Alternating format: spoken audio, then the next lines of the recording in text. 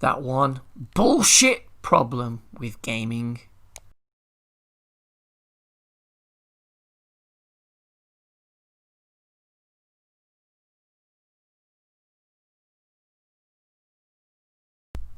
When it comes to selling their games, video game companies will often say any old bullshit in order to get you to buy their game and believe the hype that this game is the greatest thing since sliced bread.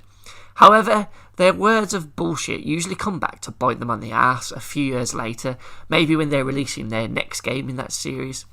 And one such example of this happened with the Tekken series. Cast your mind back to the PS3 and 360 era, specifically 2012, when a game called Street Fighter X Tekken had been released and was causing a lot of controversy due to the already on the disc DLC characters that Capcom were charging for. You essentially were just buying a key to unlock the fucking things. Now, this caused a lot of bad publicity for Capcom, and Namco, whose Tekken series was sort of involved, and who also had their own Tekken Tag Tournament 2 out in September of that year, wanted to distance themselves from Capcom.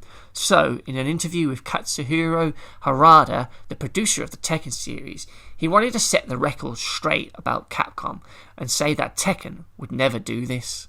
And it's here where the bullshit begins. In the interview, Harada explains that Capcom's business strategy for Street Fighter just wouldn't suit the Tekken series, as they've never actually charged for DLC before or even had it. He goes on to explain that he sees the idea of charging for them just stupid, as he sees each character and their movesets as chess pieces within the game, and that these are essential items necessary in the game, and they would never sell any of those individually. Now, at the time of reading this back in the day, I thought, yeah, fuck yeah, Tekken, this is brilliant, and that's why I love the series. However, this stance that Harada had just simply wouldn't last. It's worth pointing out that Harada was right in terms of Tekken Tag Tournament 2 not having DLC characters. However, this stance wouldn't last long, and they would soon be turning it into bullshit when Tekken 7 came out and was missing a lot of original characters, especially when compared to the giant rosters of like Tekken Tag 2 and a few of the other games that came before it. Fan favourites like Anna Williams was absent, an original character from the very first game. Julia Chang and Michelle Chang were also missing, along with Armor King. But perhaps the biggest upset was Lei Wulong, the Tekken 3 veteran, who just wasn't in the game at all. For no reason. No fucking reason. Other than to fucking hold it back and selling in a fucking DLC season pass later on in the fucking game's life.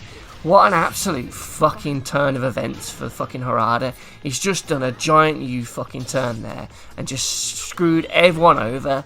Now, luckily for me, I didn't really care about those characters, as my main's Nina, and then I use Law as well. So, but if I had liked fucking Lei Wulong, Anna Williams, Armor King, or any of the other ones that were missing, and then I had to fucking pay a DLC price to get them, when I've just paid like 50, 40 quid on the fucking game in the first place, I'd be fucking pissed off, especially when all the other Tekken games, you just had all the other characters. You didn't really lose that many, and if you did lose characters, a new character would probably have a very similar moveset, kind of like how we had Martial Law in Tekken 1 and 2, and then Forest Law in Tekken 3 when Martial was missing. Same with like Kazuya, Aihachi, Jin, they sort of all flipped around and filled in for each other. Yet here, those characters were just wiped out, and quite frankly, some of the new ones we got were just shit.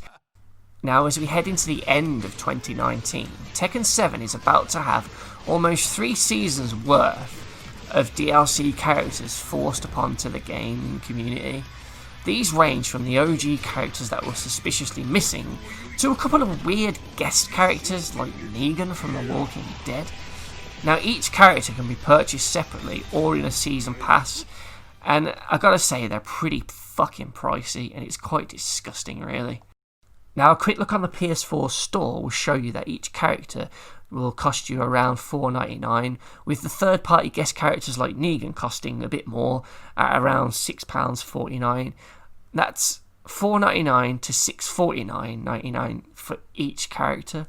What the fuck? That's a bit expensive, no? So if you were looking to buy each character separately, you're looking at paying around £53.40. £53.40? I could buy another fucking game for that much and still have change left over. Fuck me, man. Namco, Harada, what the fuck were you thinking?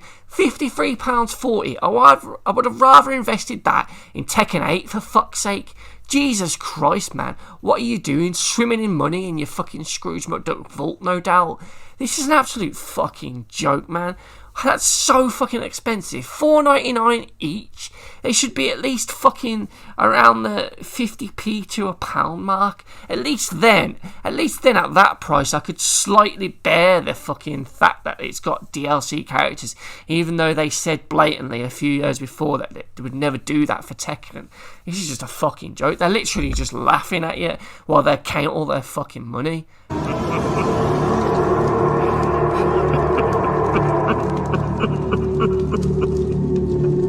ついに全てを手に入れたぞ。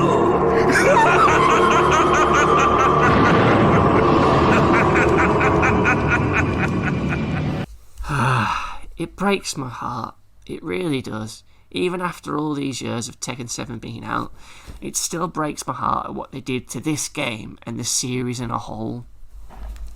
I mean, I was never a fan of it with all the rage art noob-friendly bullshit, but it was still Tekken and I could still find enjoyment with it, especially when playing with friends, but it just stinks. The whole game stinks of corporate greed and bullshit.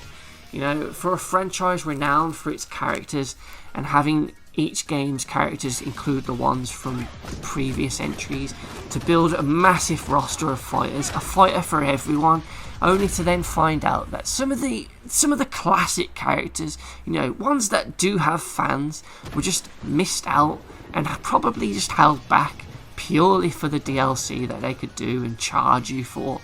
It just sucks, and it's a really horrible thing to see. And I really do now fear for what Tekken 8 will become. Will we have a reduced roster of maybe only 10 to 20 fighters, with the rest being Season Pass DLCs for even more money than what Tekken 7 charged? I don't know. I really hope not. And I really hope Tekken 8 will be a sort of series course correct for them, and that they will just include all the characters from day one and not charge a load of bullshit. But I think Bandai Namco will have gotten greedy with this, because I think they've made a lot of money out of these season passes. The fact that they're on their third one now and are probably going to do a fourth one before the next gen speaks volumes. And it's a shame. It's a real fucking shame.